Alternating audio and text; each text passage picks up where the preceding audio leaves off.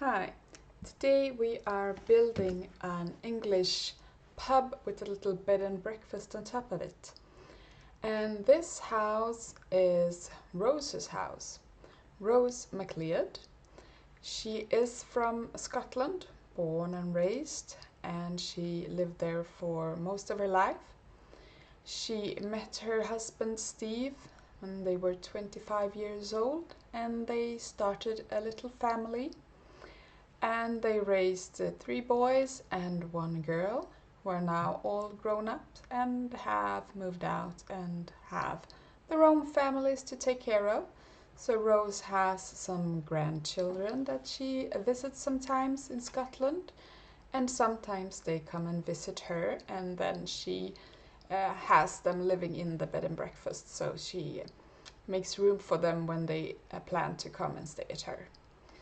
So, as I said, this little house is in England, which means Rose has left Scotland. And she did that after her husband Steve had a heart attack and unfortunately died. And then Rose got to think about her life and what she was going to do with the rest of it. And a dream of hers was to have a little pub and a bed and breakfast. So she thought, why not combine these two and make a pub with a bed and breakfast? So she went around looking. At first she was planning on staying in Scotland, but she couldn't find a bed and breakfast or a pub that fit her anywhere in Scotland. How much she tried to find one, she actually couldn't. So then she started to search outside of the country and went to England.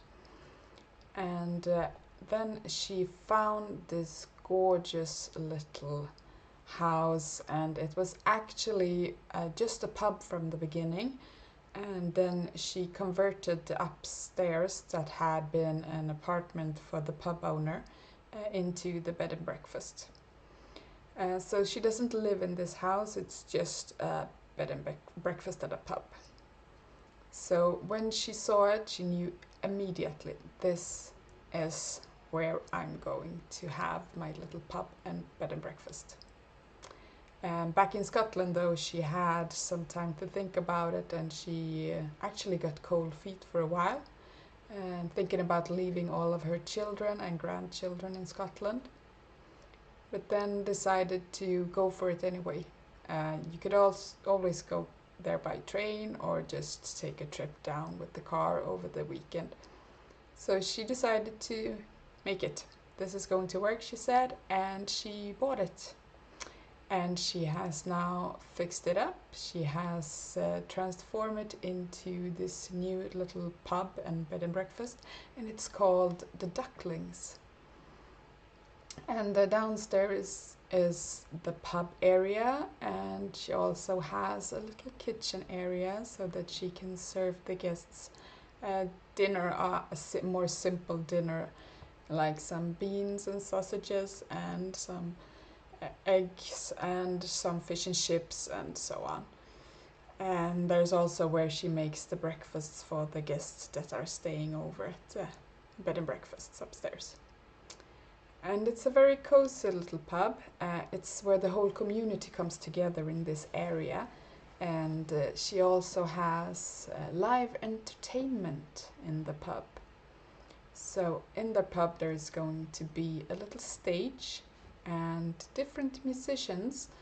Well, they rent sort of this little area, or she lets them come in and play for a little fee.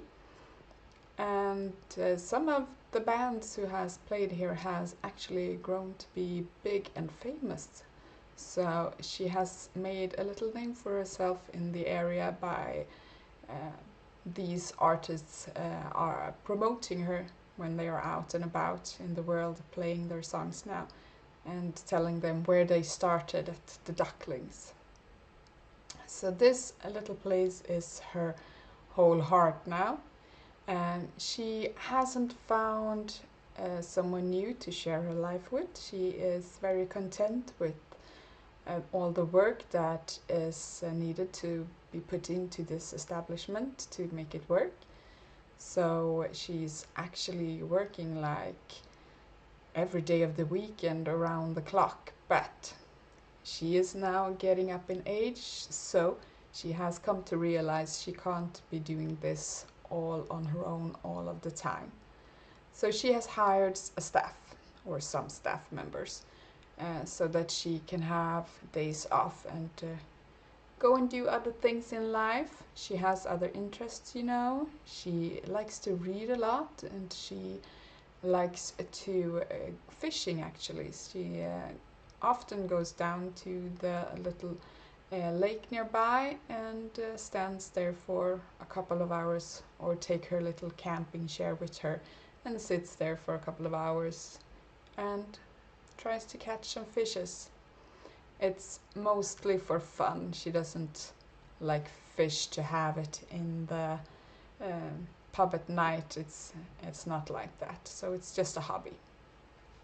She also has a dear friend living next door to the pub, Iris, and Iris and Rose met when Iris came over to see what was going on in the pub.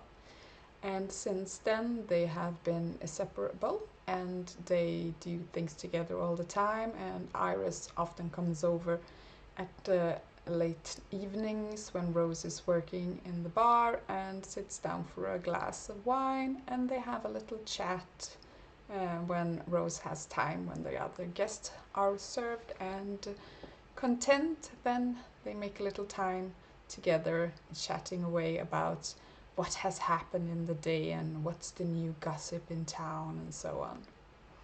So Iris is also a widower, and her husband passed away many years ago, and she hasn't had a new companion in life either. So Iris and Rose are now the companions in each other's lives as friends. And they are very, very glad to be in each other's lives. They are like two peas in a pod. They think the same, they like the same. So sometimes Iris joins Rose when she goes fishing, and that is something they like to do together. Unfortunately, Iris never had any kids of her own, and therefore no grandkids. But she likes to take care of Rose's grandchildren when they are down to visit her. So they hang out quite a bit with Iris as well when Rose has things to do with the pub. So she's a really great friend and helps out a lot. She also comes to clean. She did that a lot in her own willingness in the beginning, so much that Rose felt that this isn't really okay. I have to pay Iris for the job. So she actually hired Iris to work at the pub. So she works there a couple of hours, a few days in the week, and helps out and cleans the place. Something that fits Iris very well because she had a job before, but in this little town, when the economies went bad, she actually lost her job, and she was struggling a bit with finding a new job since she's come to that age that she wasn't really she hadn't that much of a skill, and she wasn't really prepared to go to school or something again, because by the time she would be finished school, then she would be in the age of retirement. So she didn't feel that it was something that she could do or would do or should do because of the financial situation. And that's why she was really, really glad to have this opportunity to make some extra money. So she has a little bit of pension now, and then an extra income by working at the pub with Rose. And that also gives them more time to hang out, so it works very well for both of them. In the downstairs pub, Rose has put out a few tables so that the guests can come and sit around, and they are all placed so that you can see the stage from the table, so you can enjoy your little meal and enjoy the entertainment, the live entertainment, and musicians and sometimes stand-up comedians that comes there to play or entertain. Rose herself has come to be quite a good drink maker. She has practiced a lot in some of the evenings when the pub has been closed. Her and Iris have had time to perfect all of their drink making skills. So now they are doing a lot of drinks, and they come up with silly little names for them. Of course, there's a drink called the Ducklings, named after the pub. And there's also a drink named after both Iris and Rose. And they are like fresh, like fruity drinks, and they are really loved by the customers. So they keep on trying to make new drinks, come up with new stuff to try out, and they put it on the menu sometimes, and they have a discount on them if the guests wants to try them, and they could fill in a little form on what they were thinking about the drink. Did they enjoy it? Should it have had more of a sour taste or a bit more sweet, or whatever suggestions the guests have. They get a little form to fill out, and then they get a cheaper price on the drink. So that helps them out, and they've actually been written about in the newspaper about their drinks. So it's a very good opportunity for them to spread their words worldwide. So this was a large newspaper, and one of its writers were staying with relatives in this little town and came to the pub with them, and then tried out Rose's and Iris's drinks and fell in love with them, and then wrote an article about this cute little pub in the English countryside that they had been to, which led to more people coming to visit Rose's pub, and she is now in a very good position. She doesn't have to struggle anymore. She has guests every night, and her income is steady. And she has also gotten a lot of more interest from men, especially this man Connor. He lives across the street from the pub, and he tries to pop by as often as he can, and it's not for the food and it's not for the drinks, it's to come and see Rose. So he has a little crush on Rose. Rose, on the other hand, is oblivious to his tries to contact her, or well, they talk and they interact when he's in the pub, but she can't see the romance behind it. So as much as Connor tries to get her attention and ask her out on a date, she just sees him as a friend for now. Let's find out in the future what happens to them, who knows. But Rose is in no hurry to find another man. She's very happy in life right now with where it's at. And she has made this lovely back garden to all of her guests to enjoy some food and drinks outside, and they can sit there quietly in peace and enjoy it because of these big hedges around it. And this is the bed and breakfast part that Rose has put together, and she was thinking 3 rooms, and she would like 2 of them to be regular rooms, and then she thought, why not make a little bit of a honeymoon suite in the 3rd one. So one of them she made a little bit bigger when she redecorated the place, and she color coordinated all of the rooms because that's who Rose is. She likes to color coordinate, and she likes a bit more of an old-fashioned style when she decorates.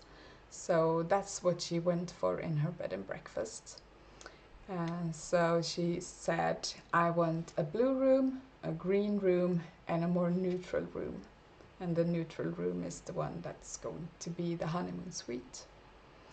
And all of these rooms are, well, they are quite alike because she didn't want them to be so much different. So she went shopping for the same items. So she actually had a bargain when she chose to buy many of the same items in a shop in the village next door to this little village that she's living in. So she took her big truck, went over to the other village, and then her and Iris just stocked up on lamps and bathroom mats and sheetings and towels and all of these stuff that they needed for the bed and breakfast, and made it so that it would match up with the colors that Rose had decided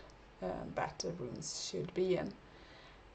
So they look quite alike, and it's the same sort of furniture in most of them, except for the honeymoon suite that Rose thought was going to be a little bit more, well, cozy and a little more things to do in, because as a honeymoon couple you might want to spend a lot of time together in the room, but there still has to be things to do in the room. So she was thinking that, well, we could add some more games and so on for them to sit and play.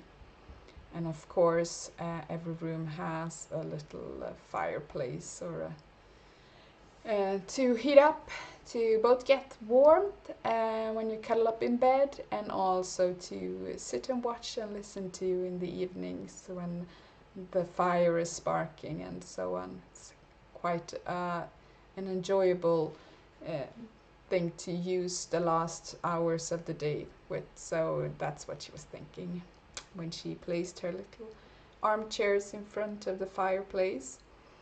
And sometimes when the bed and breakfast isn't booked, Rose and Iris actually use the rooms themselves to go and sit and talk and read some books and so in front of the fires. And that's actually the only thing they argue about sometimes, because Rose prefers the blue room, a little bit of a smaller room, but her favorite color is blue, and Iris prefers the green room actually. So sometimes they can't decide which room they are going to visit. So they do heads and tails sometimes to decide which room it is. And they are so cute. They can sit up there and knit together and just talk about the day and relax. And downstairs the pub is going on, and the other staff is taking care of the customers for the night or the evening, and they just sit there and relax and have a cup of tea and talk about the day. Iris have actually told Rose about what she thinks about Connor, that he is trying to pursue her. And Rose is now trying to see the signs that Iris is talking about. And Iris is, in a way, well, she's a little bit afraid of Rose going to Connor, but she's also pushing Rose to go and try him out, feel his pulse, what is he like. Maybe he could be a good friend. And who knows where the story of Rose and Connor ends up. But we do know that she has a very good life, a very good friend in Iris, and this lovely pub and bed and breakfast that she loves, and also her kids and grandchildren coming to visit her. So whatever happens with Connor, she will live a good life and a happy life. This is the end of the building. I hope you enjoy all the screenshots in the end of the rooms. And thank you so very much for listening to Rose's story and watching this video. Bye!